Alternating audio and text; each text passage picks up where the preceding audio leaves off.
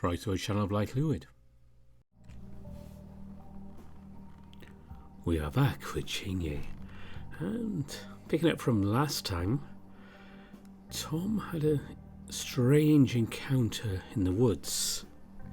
But now, after some chatting with the police, Markus has dropped him home, so let's pick things up from there.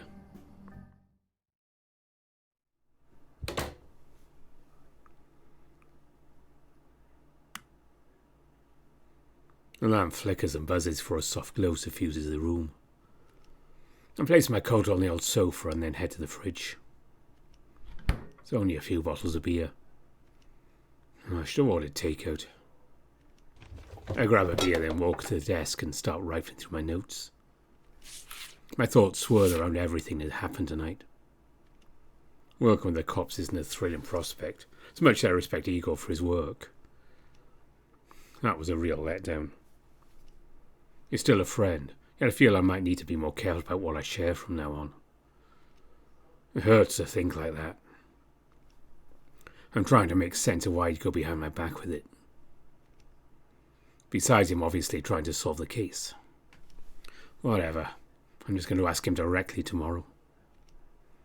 I need to focus. It's almost 2 a.m. Time sure flies when you don't have time. Ugh. I put down the beer bottle and search for Camille's case file in the drawer. I try to find everything we have that's related to him and his mother. What grabs my attention instead is an old case file Ava and I worked on. Our first case together. Without thinking, I take the file. Ava was always so stubborn. She and Tom have that in common. A light chuckle escapes my mouth when I take out one of our first pictures together, just after she hired me. Moving to Poland was the best, yet the worst day of my life. A photo of the great Austrian detective, she said. Great detective. I take another sip of beer, and another. If only she knew that she got the worst one. I stare into the grainy and coffee-stained photograph. A reminder of my failures, not only here, but back in Austria too. I think back to what Agatha asked me. My eyelids suddenly become heavier as my eyes begin to sting. Ava was the best partner I could have asked for. I won't let anything happen to Tom. I take another sip. You do almost anything for the sake of finding the truth. If only you let me be there with you. What did you find? Why did you go alone? You should have insisted on being a better partner. Better friend. Still clutching the photo in my hand, I wander back to the fridge and retrieve another beer. I should put it away and focus on my work. Instead, I sit there hunched over the desk, letting minutes pass, only standing up to get more to drink. I've no idea how many bottles I've downed, let alone how long I've been staring at the picture. Suddenly, a strong aching feeling scorches deep inside me, compelling me to reach for the nearest object. A beer bottle flies across the room before hitting the wall and breaking into pieces. Fuck.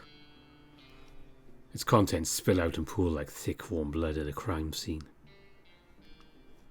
The stench of lukewarm beer hangs in the room. I'm soon overcome by a wave of regret. Tom doesn't know that I didn't even try to stop her going from going at it alone. He'd hate me if he knew. I collapse back into my seat and bury my face in the crook of my elbow on the desk.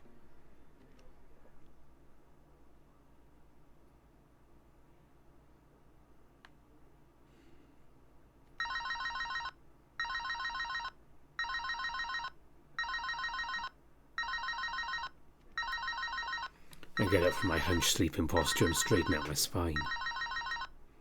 My back joints make an audible crack as I do so. Maybe I'm not all that different from Igor.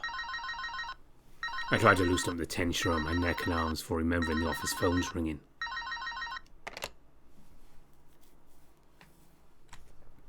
Tishko and Waldner Detective Agency. Yeah, Mr. Waldner, I'm so happy to hear from you again. Oh, Mrs. Barton, how can I help? I'd just like to mention the photos and information you compiled together have shifted the court case in my favour. I'm no longer married to Andrzej and will get half of his wealth. I can't help but yawn out loud. Well, that's wonderful to hear. Oh dear, did I wake you up, Mr. Waldner? No worries, just a long night.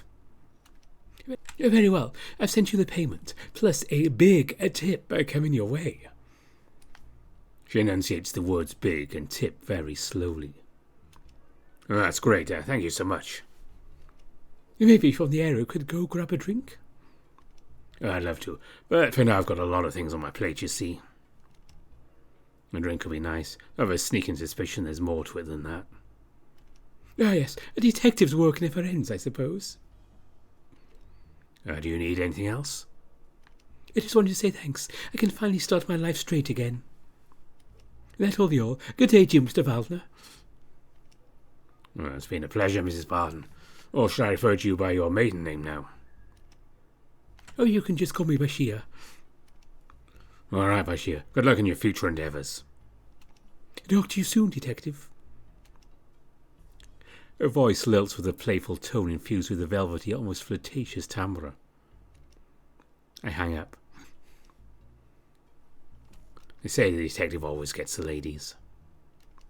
Sadly for the ladies, this one ain't into them. Tom would definitely hate that joke, if you can call it that. The hour hand points at 10.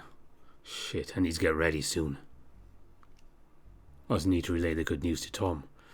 Just need to plug my phone into the charger and... Who could that be? As I get up from the chair, do I notice the broken beer bottle on the floor. Right. I step over the mess and head to the door. Well, someone is impatient. Before I open the door, my nose picks up a scent of something sweet and savoury.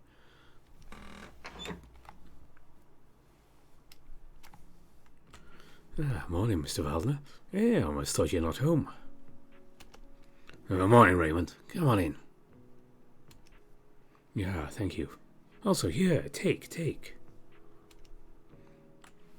He hands me a 3-tier steel tiffin box. Looks a lot like her manager Reindl back in Austria.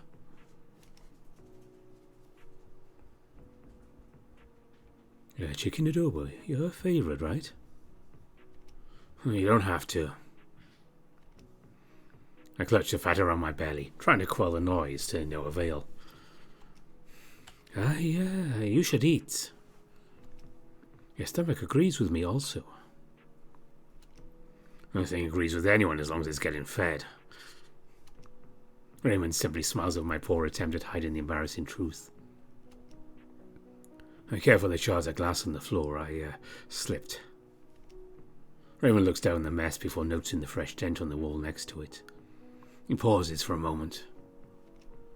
Oh dear, I hope you're all right. I'm good. Phew. Be careful next time, Mr. Waldner. The tiger's face lights up with a reassuring smile. Oh, thanks, Raymond. Also, you can just call me Markus. Oh, I see. I sure can, Markus. I place the tiffin box on the desk as Raymond makes himself comfortable on the guest chair. So, I suppose you didn't come all the way here just to deliver me breakfast, no? No, Markus. I actually want to know if you found out more about my brother. I visited the police station today to ask about their progress. But nothing concrete. That's why I come here, to ask you. I'm not sure if it's related in any way yet, but there was an attack yesterday. Really? No wonder. Got so many police cars when I went home yesterday. Actually, what happened? A woman was attacked in the forest. Yeah. Is she alright? She's fine. My colleague found and helped her. Oh? You probably haven't met him yet. No, actually, maybe you have. Well, his name is Tom, Black Cat. He's at group on the Edge Veg yesterday with his friend. Oh, I remember, with the hyena fellow. Yeah, that's them. I see. The two of them are very rowdy, I tell you. I wonder what those two had been doing at the bar. So, about my brother? Got people still live in Cormino? Maybe they did see my brother and his friends? Oh, not since the Soviets left. That town is completely abandoned. Still waiting for written permission to rescue Cormino myself. Why it takes so long? Well, first of all, that place is under ownership dispute between two parties. Secondly, the buildings in the area are unstable and dangerous to go into. Oh, I see. The police did send a search and rescue team to look for them in Cormino. Found no trace of them, though. As far as the evidence goes, there's nothing to link your brother and his friend to the area. Neither the car nor any of their belongings were found there. See? That's why I'm asking for your help. I need to confirm whether they did leave town or not. Two different witnesses claim they saw the group simply leave town. Then where did he go? He and his friends never came back to their university. It's been almost a year now and nobody knows anything. Raymond crosses his arms and huffs audibly. I sense his pent-up frustration. I know. Sadly, that's not the only difficult case the town has to deal with. While I do feel sorry for Raymond, there's only so much I can do, especially with the witnesses claiming they remember the group leaving. Markus, you think this town has got Luchsal? Well, what's that? You know, Clotfa. Well, I don't believe in things like that, so I'm not the best person to ask. I don't know why, but the district police don't seem to treat the case seriously. They do, Raymond. As much as I hate to admit it, they are trying. Who are the witnesses? Can I talk to them? Raymond, that's a bad idea. Maybe they were lying. The witnesses? Oh, that's a big accusation. I don't think it's a good idea at all to let Raymond talk to those people by himself. Well, maybe Tom can help you. He's a town local himself. Let me give him a call. Hey, it's Tom. Sorry I can't answer right now. Please leave me a message. Well, he seems busy at the moment. We can probably accompany you. Ah, Tom, is it? Indeed. Can I give you a phone number so he can call you when he's free? I can. I don't mind, Letting Tom help handle this could give him something to focus on and keep him away from this Camille business. Burly Tiger sits quiet with his head hanging low while he bites the claw on his thumb. His brother is missing, and here he is, desperately waiting for an answer. Hopefully Agatha will speed up their approval. If today's investigation goes well, that is. Like it or not, working closely with the cops is the only hand I've got right now. Either way, I'm not saying I can promise you anything, but hopefully after today I'll be in the police chief's good books. So then maybe she'll let me investigate Comino and even provide some backup. You think so? Yeah, I'm working on another case right now and she needs me. So if that goes well, maybe she'll allow it. His face brightens up as he hears about the progress. A bit too happy since it's too early to say how it's going to work out. I'd hate to disappoint him, especially when chances of Comino yielding anything of help are slim. He gets up from his chair and adjusts his jacket and scarf. Okay, I won't disturb you at your work then, Mr. Waldner. Markus. Sure thing, Raymond. Thanks for the food. Let me put in another. Yeah, no need, Just eat it straight from the box. You can also return the next time I visit. My nod is met with a warm smile, his pointy fangs clearly visible. Eat now, okay? Or it becomes cold. Doesn't taste as good after that. Yeah, on it. As I lead him to the exit, Raymond stops while turning around, looking rather flustered. Oh, if I pay you by next week, can or not? Raymond, that's not necessary. I don't have any new information for you yet. We can talk about payment when I do, okay? It's settled. In that case, goodbye, Markus. Have a good day, yeah? You too, Raymond. I watch him walking down the stairs, feeling the knot in my stomach grow. The investigation doesn't point to any major leads. Still, I should try to keep my fingers crossed. Maybe those addresses will give anything, really.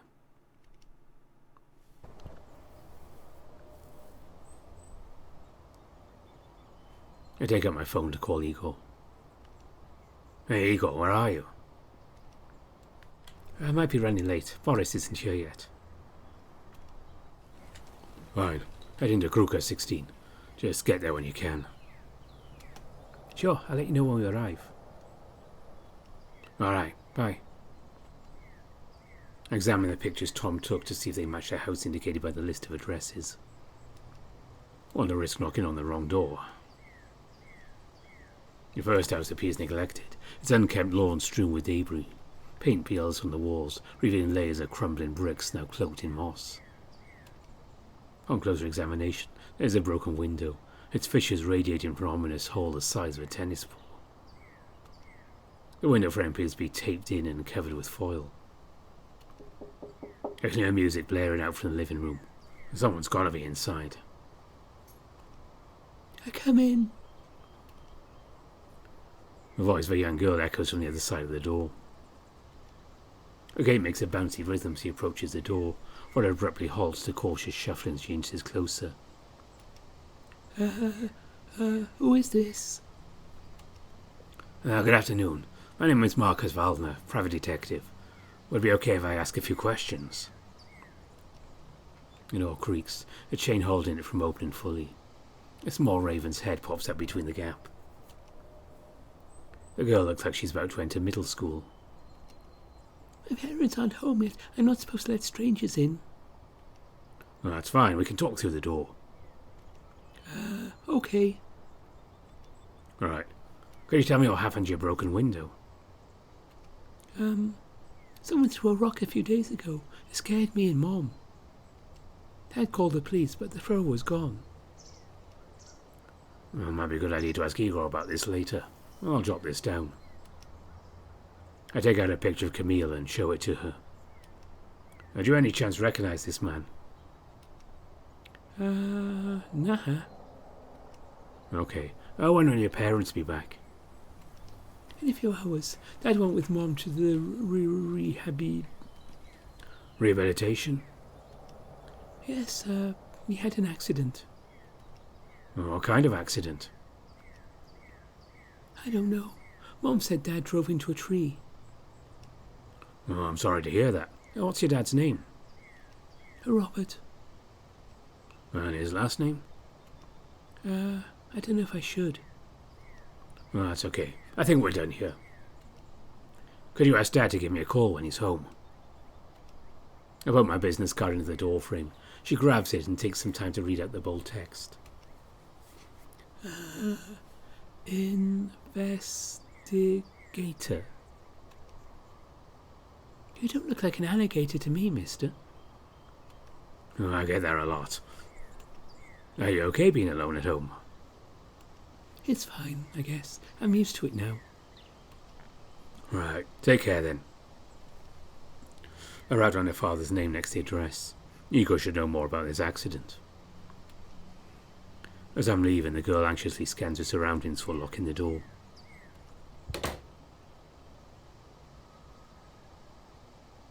On to the next house. As I finish writing my note, an unsettling sensation grips me.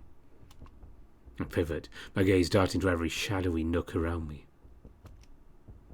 The rustling of the leaves and the chill wind is the only sound in the otherwise silent street. The idea of being trailed now would be oddly convenient. It means a person of interest is somewhere nearby. Failing to spot any pursuit, however, I forge ahead, trying to shake off the lingering presence. But even on reaching the next house, the creeping feeling still persists. I casually glance over my shoulder. I don't see anyone. Maybe I'm letting the stress get to me too. Turning back, I examine the building. A few unopened boxes clutter the area, some stacked haphazardly against the walls. Furniture packages lie untouched outside, as if waiting to be unwrapped. Did someone just move in? The house itself is a stark contrast from the previous one, with walls that seem freshly painted. The whole place seems to be neat and clean. Nothing really sticks out. Two voices whisper from within the house. My ears twitch as I lean closer. I was expecting to hear footsteps towards the door. Instead, I hear shuffling right behind it. Realizing they're probably already looking for the peephole, I speak up. Good afternoon. I'm Markus Waldner, private detective. I was hoping to ask you a few questions. The atmosphere goes silent for a few seconds as I hear a set of footsteps running upstairs. At last, a middle-aged hare opens the door, wearing an iron polo shirt tucked neatly in his khaki trousers. Oh, a detective. How exciting. My name is Eric Stu, by the way. He extends his arm and we shake hands. My wife loves a good detective movie. I'm sure she'd be happy to meet you too. But maybe now's not the time, I'm afraid. Surprisingly jovial behaviour makes me lose my train of thoughts for a moment. Are you all right? I'm fine. I just wanted to ask some questions, that's all. You absolutely, dear sir. Are you moving out by any chance, or did you just move in? I point to the boxes outside. Oh, we just moved in 2 weeks ago. The house is still a mess. I'm sorry about that. He leans against the door frame, rubbing the back of his neck. Oh, I see, right. Have you seen this man before? I show him a picture of Camille. His previously nonchalant demeanour disappears, his posture becomes tense. Contorted eyebrows on his expression, noticeable enough that I expect him to say yes. No, sorry, I've never seen him before. Who is he, actually? He smiles again, his hands now tucked in his trouser pockets. Well, that's why I came here. See, I'm trying to figure out why he was inspecting your house a few days ago. He was? Oh, that's worrying. He nods multiple times. I have a feeling he knows more than he lets on. I look over my shoulder again. Is something wrong, detective? Oh, nothing. Just one more question, if you'd be so kind. By all means, detective. Do you know who the previous tenant was? Your stalker could have been trying to spy on them instead. Oh, my late father-in-law was the owner, bless his soul. Late? Yes, he died 4 weeks ago, of old age. Oh, my condolences. Thank you. Well, that's all for now. Thank you for your time. I jot down his statements before I wrap up the interrogation. Will you be coming again soon? His query makes me stop scribbling. Excuse me? Oh, I mean for investigation. He gives me a crooked smile while tapping the back of his head. Depends on what I learn. All right. Of course. Well, good luck then, detective. Despite the answers I got, the conversation felt unsettling. I take a glance at the house one more time as I walk away. Upstairs, in the bedroom window, a woman draped in a flowing lavender nightgown stands, her gaze fixed on me. A smile, gentle yet unnerving, sent shivers down my spine. Instinctively I raise my hand in greeting, only to be met with a toothy grin. She hugs me intensely as her red eyes seem to bulge from their sockets, her white fur lends to a cold and lifeless appearance. Shortly after, her husband approaches and stands beside her. With both figures now watching me, I quicken my pace to the gate.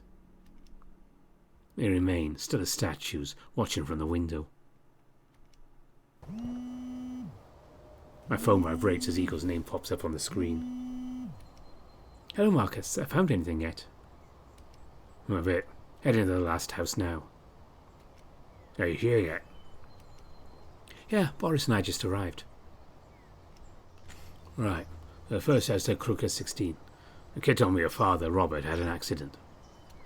Can you confirm that? The kid was a bit hesitant to talk. Yeah, sure thing. Second thing, the house at Podvale 6. The tenants are Rex Stu and his wife. I want to know when they moved in. Also, about Mrs. Stu's late father, who left the house to them. Haven't heard of anyone new moving in there. I'll check it out. Right. I'll call you after I finish expecting the last spot. I'm out. Alright, good luck. I end the call as I arrive at the final location on Tom's list. The last house looks completely different from the previous two. It's obvious it's been abandoned for a long time. Some of the windows are boarded up. There's graffiti on the wall and broken beer bottles littered everywhere. Why would Camille be snooping around a place like this? I approach the front door and pull the handle. Locked, obviously. Only things were that easy. After glancing around for anything that could help me open the door, I back away and proceed to the back of the house. Luckily, the bushes are thick enough that no one will see me trespassing. I already imagined the look on Ego's face when we received a report of a suspicious-looking trespasser, only to find out it's just me. There is a shed attached to the house. The back door is unsurprisingly locked too. The shed door on the other hand is slightly ajar. I look around for something I could use to help me get inside. There's nothing interesting there at first glance, except fresh thick splashes of red and black paint stain the floor, mixed with traces of white. Or so I initially thought, though something about it feels unsettling. I kneel down and dab my finger into the peculiar substance and get a cautious whiff. The smell of paint is strong. There is a slight scent of something else. Blood. There's some dried blood here, even with all the paint around. Did someone try to mask their tracks recently? I take a picture of the stains with my phone. Next, I pull out a small plastic bag to collect a sample. Well, I'm sure the police will gather the evidence themselves later. I can't be too cautious. A trail of paint stretches as the door leads into the house. As I try to pry the door open, it gives in with ease. Someone must have already broken in. Well, at least now I won't have to lie about it. The trail of blood continues to lead me further inside, ending in the kitchen. Empty bags of chips and plastic containers are left scattered on the kitchen counter. There's some leftover food, maybe a week old. Interestingly, some of the food packages are from Gruber and the Edge Veg. Did someone order it there, or was it delivered here? I can't find any receipt, but I know just the right person to ask. Raymond. Well, that can wait. Stepping away from the counter, I head further in. I spot more blood leading me upstairs. I lift the back of my jacket and pull out my gun, flipping the safety catch off. Hoping it won't be needed. I tiptoe lightly up the steps, but the old stairs just won't shut up. As the steps creak, I stop, waiting for any movement or a noise. When it doesn't happen, I keep treading. This is reckless. Maybe I should have called for backup. Yet a quick glance upstairs won't hurt. As I walk through the corridor, all the rooms appear to be empty, except one, which is where the dried blood drops end. I approach it and peek inside. No one's here. The room itself looks cleaner than the rest of the house. In one corner there are several plastic bottles half filled with water. Nearby is an old mattress with fresh but bloodied blankets and used bandages. Someone was here recently, and they seem to have been in a pretty rough shape. Meanwhile, an odd-looking backpack and a pair of binoculars sit next to the window. From this vantage point, you can easily keep an eye on the other two houses. But why would someone do that? I flip the safety back on and put my gun away. I check the backpack to see what's inside. Just some papers with sketches of the forest. with faces on the trees. It'd be a nice piece of art if the faces weren't so creepy looking. I flip the bag upside down, spilling the rest of its contents out. I spot something I wish I didn't. What the? Scattered on the floor are photos of Tom, taken at different places and at different times. Tom doesn't seem aware that he's been photographed. I spot something on the back of every picture. There are words written all over. He sees them. They see him too. They know him. Does he know them too? Over and over. The phone call startles me and I almost drop the pictures. Hello? Markus, are you okay? You've gone silent. Are you worried about me, old dog? Don't flatter yourself. Did you find anything? I gaze at the pictures in my hands. Yes, plenty. There are bloodstains in the house and the door to the shed has been forced open. Someone definitely paid a visit. I call my team to collect evidence. Just trying to leave your fingerprints all over the place. Okay, I'll wait for you outside. I end the call and tuck Tom's pictures into the inner pocket of my jacket. Had Camille been following Tom long before we realised he was in town? And did he write those messages on the back? It is becoming more concerning. I need to find Camille quickly and warn Tom. I check the room once more, just in case I missed something. Doesn't seem like I did. Looking out the window, I see Igor and his partner parking the car outside. Nothing left for me to do here except talk to them. Alright, the rest of the team are coming. Chief has been informed too and she wants to meet up with you. What for? Can't you just give her the report? Suppose she'll read our report and cross-check with what you tell her. Can we hurry this up? The boy yawns, scratching the back of his neck.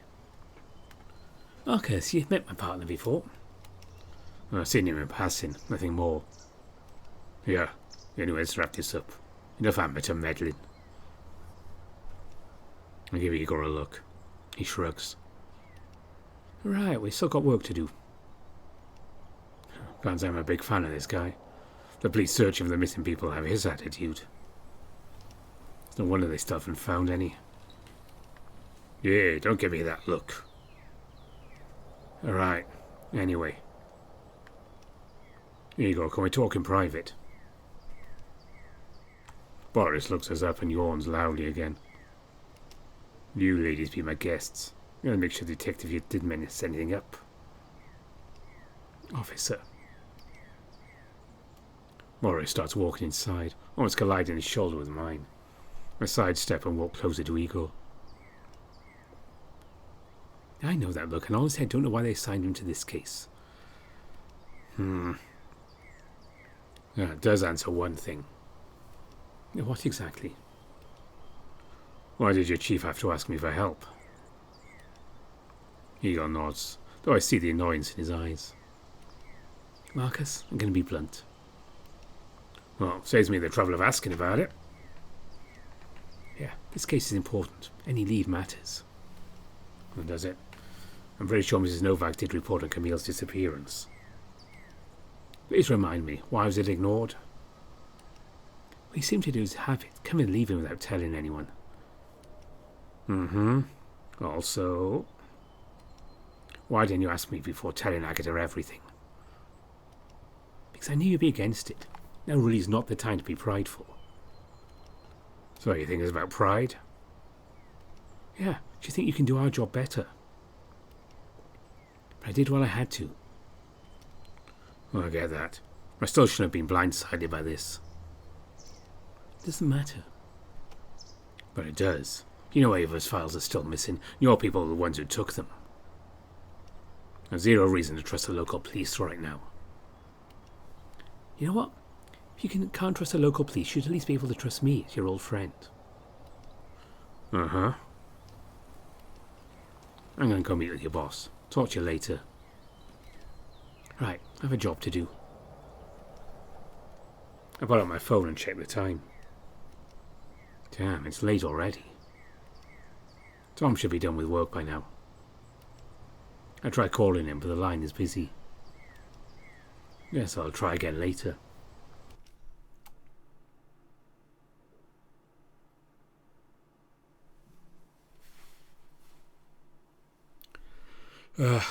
What a day. Hopefully Markus had a better one. A quick yawn escapes me. Maybe it's time to give coffee a try. I step into the kitchen, rummage through the shelves. Nothing. Great. Well, why am I even surprised? I grab a glass of water instead. Dad? Huh, where could he be? His room is empty. Guess he's not home right now. As I'm about to leave, I spot his phone lying on the shelf next to his bed. Well, that's odd. Dad, are you home? I pick up his phone. What's his PIN? Let's try Mom's birthday. Nope. How about mine? Okay, that unlocks it.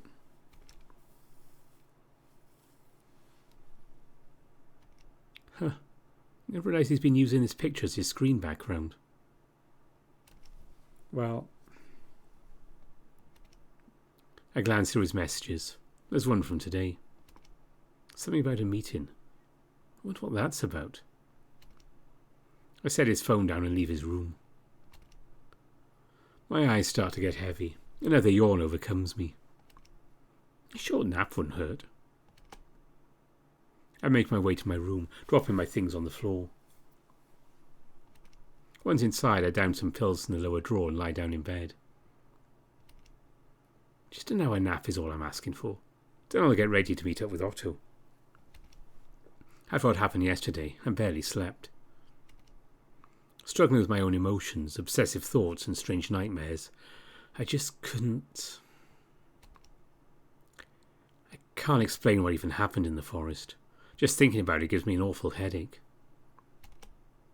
Feels almost like I can still hear the whispering. All I need to do is not to dwell on it, right? I turn my back to the window and close my eyes. All I can see, from a distance, is Camille watching over me. Then the same whispers return. I see and hear it all over again. Then Mrs. Novak's scream and echoing footsteps. I open my eyes once more. Taking a deep breath, I reach for a cup of water on my bedside table. As I do, the phone buzzes. This is the 5th time. I'm unsure whether to ignore his texts. Because whenever I see a text from him, it all comes rushing back. David appearing out of nowhere on the day everything went wrong. It's just... I can't understand why my mind connects all of this to his presence. It's not something I can sort out right now anyway. My hand hovers over the phone as I try to decide if I want to bother with this right now. Yet I don't want to leave him hanging.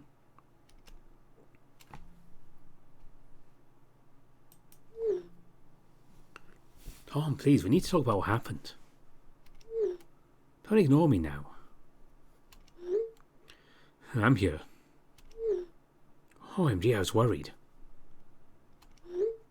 What do you want? Just want to chat. Alright. Tom. I want to talk about what happened. I don't. Why? Can't you tell me something at least? David, I don't want to think about it. Are you at least okay? I guess.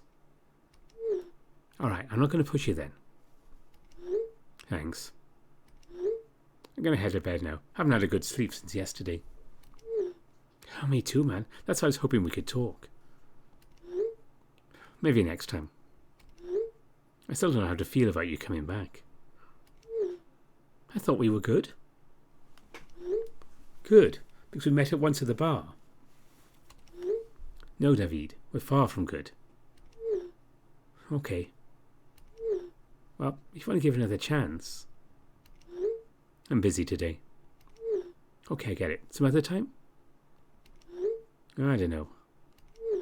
Fair. At least you text me back. That's progress enough. I'm going to bed. Rest well. As I try to doze off again, some noise coming from downstairs startles me awake. My heart pounding in my chest, I make my way to the door and pause it to listen. Tom, you home? Oh, it's just Dad. I need to get a grip. Yeah, I was just lying down. No response apart from the shuffling sound of footsteps heading towards the kitchen. I check the time on my phone. It's still too early to meet up with Otto. Might as well ask Markus about his progress. Hey, any updates? Oh, I called you earlier. And sent you a message. Sorry, busy day. Are you alright? I don't know. Kinda? Fair. Want to get hot cocoa, maybe? I'll cheer you up. Sorry, meeting with Otto soon. Anyway, updates? Okay, but let me first tell you. Got paid pretty well. Oh, for what? That cheating husband case, remember? Oh. Thought I was the one getting old around here. Yeah. Worry not, I'm here to remind you. So, how much was it? 2,000 złota. Well, that's not bad. No, that 2 grand is your share. You got paid 5 grand in total. What? You joking? Because if so, I'm going to maul you. I'm not. It was a job well done. Our client was really happy. Alright, that's some good news for once. Should I come over? I exhale in deep relief, stroking down my chest. That's a lot of money.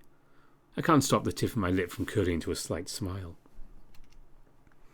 At last I can settle those fucking bills and maybe even cancel that meeting with Jakub. Oh, the police station now. I might be here for a while. Tomorrow then. Markus, so... anything about the case? Found anything? Not sure where to start. You told me you're going to keep me informed. I did, I'm just worried. Don't be, I can take care of myself. Markus takes his time to reply. Guess he knows how shaken I am by the whole thing. And I just can't let the anxiety win over me. This isn't just about Camille. Whatever is going on, I'm sure it'll lead me to the truth about what happened to Mom. Given what the townspeople think of Dad and how he acts when he's drunk. Who knows what could have really happened in those last few months while I was in Warsaw. A part of me hopes that she was simply tired of him and left. And is happy somewhere. Or even Matthews doesn't talk to me anymore. Fine. I investigated the houses. One of them was abandoned. Found evidence in that someone broke in and stayed there recently. There's an empty food container from Gruber Niedźwiedź. I wonder if someone was stupid enough to have it delivered there. So, remember the food delivery app I installed on your phone? Yeah. You can check all the places offer food delivery in your area. Gruber Niedźwiedź isn't listed. Aliash works as a delivery guy on that app. Are you sure? Positive, as they've added it recently. You can check. Oh, will do. Did you find out who stayed in the abandoned house? Not necessarily. There was blood in the shed. Someone was wounded. Whose blood was it? I have my suspicions. I think it was Camille's. Because I found some photos I think he took. What photos? Of you. There are pictures of you, Tom. What? You're joking. I'm serious. When was the last time I went to Chekolna Street? Aliash's house? 2 weeks ago, maybe 3? There were notes written on the back. What was it? He sees them. They see him too. They know him. But does he know them too? Nothing good. Didn't Camille ask you something similar? I stare at the words on the screen. There's no fucking way. This is insane. Maybe I'm dreaming. Maybe I did fall asleep after all. I pinch myself to confirm this in some elaborate nightmare. Has Camille been spying on me? Is he still doing it? That explains how he knew where to find me. I cautiously peer out of the window in case someone is out there, watching. Tom, you still there? Yeah. Don't worry, I'm not going to let anything happen to you. We don't even know what he wants. Do you want me to come over? No need, I'll be fine. I don't know what to think anymore. What the fuck is wrong with this town? Why would he be doing this anyway? I don't get it. Is it because of the case? No, that can't be true. We only discovered his tracks recently. I only went there myself 2 days ago. Well, he's been following me for at least 2 weeks, if not longer. Tom, are you sure? If you don't feel safe, you can stay at the office. Plenty of room around here. Maybe, I don't know. I need some time. I understand. I've got something that could take your mind off things. At least I deal with Camille's case. What is it? I have a client who might need your help. All right. I'll come to the office tomorrow. I could pick you up. No need. I insist. I'd rather not have you walking alone. Well, I guess you'll have to start driving me to work then. If it'll make you feel safer, then absolutely. Nah, it's fine. Tom, just be careful. Oh, don't you worry about me, boss. I'm rolling my eyes very hard right now. Yeah, I can imagine. So, what do you propose? Just pick me up tomorrow after work and we'll go to the office. And buy hot cocoa on the way. All right. Stay safe. Call me if you need anything. Sure thing, Markus.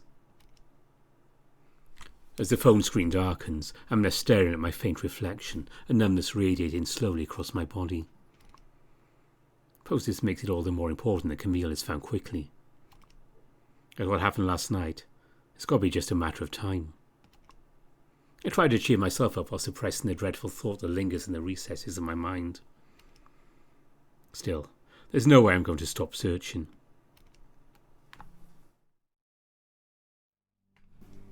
And that seems like a good place to leave this episode of Cienie. Really don't mind going on for quite a bit more and doing the evening with Otto, but my allergies are bothering me a bit today. Hopefully it didn't come across too much, but I'm feeling myself getting more stuffed up. So I think I'd better stop work on this right now and we'll return to it maybe in August. I'm really going to carry on with this story as soon as I can.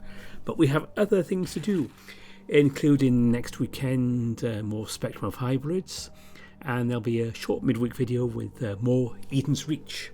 That came out a few weeks ago, and I'm going to make some time on the Monday to record that. So that will be out for you in the week. And after that I come up with what's on the schedule. I'll have to check. As always, before I go, I want to say thank you to all my donors on Ko-fi and Patreon. You are very much appreciated.